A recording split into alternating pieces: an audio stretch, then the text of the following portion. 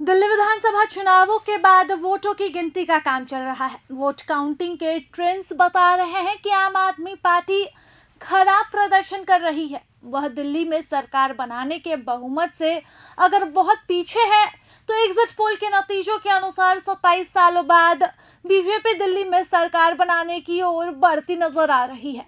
आखिरकार इसकी वजह क्या है?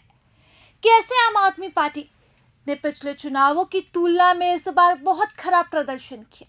साल 2015 में आम आदमी पार्टी ने 76 सीटें जीती थी, लेकिन 2020 में यह संख्या घटकर 62 हो गई। तो दूसरी ओर बीजेपी ने 2015 में 3 सीटें जीती थी और 2020 में 8 सीटें।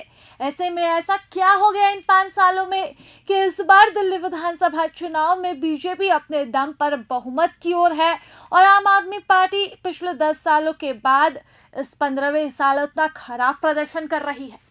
तो सबसे पीछे इसकी वजह है भ्रष्टाचार। जी हाँ, भ्रष्टाचार के आरोप और कानूनी समस्याओं के कारण पार्टी के शीर्ष नेताओं, विशेषकर अरविंद केजरीवाल, मनीष सिसोदिया और सत्येंद्र जैन पर लगे भ्रष्टाचार के आरोपों और उनकी गिरफ्तारी ने पार्टी की छवि को बेहद नुकसान पहुंचाया।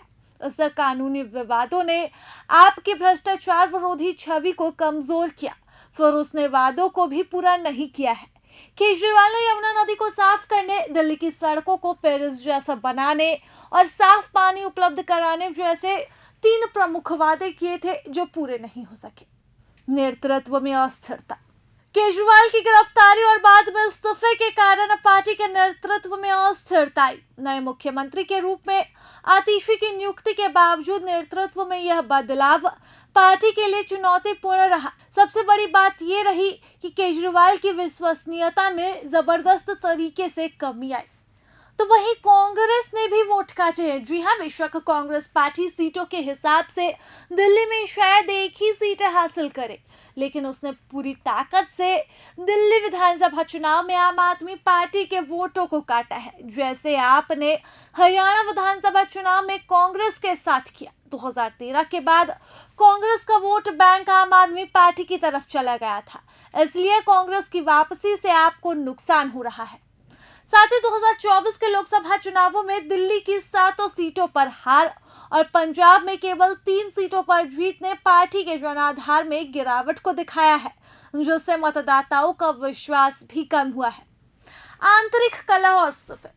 इस पार्टी के भीतर आंतरिक विवाद और प्रमुख नेताओं के इस्तीफे, जैसे कैलाश गहलोत और राजकुमार आनंद का पार्टी छोड़ना संगठनात्मक कमजोरी को उजागर करता है।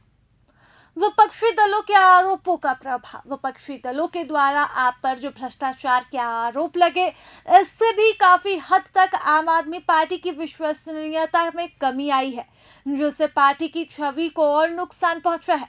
महिलाओं और नए वोटर्स का रुख आपकी ओर नहीं गया, यह भी बड़ी वजह है कि आम आदमी पार्टी को नए वोटर्स और युवा वर्ग ने किनारा कर दिया, और यही वजह है कि एक बार फिर से दिल्ली में 27 सालों बाद बीजेपी की वापसी हो सकती है और आपको इस बार कुछ नहीं मिलेगा। प्रभातखबर.com, विश्वास वही, रफ्तार नहीं।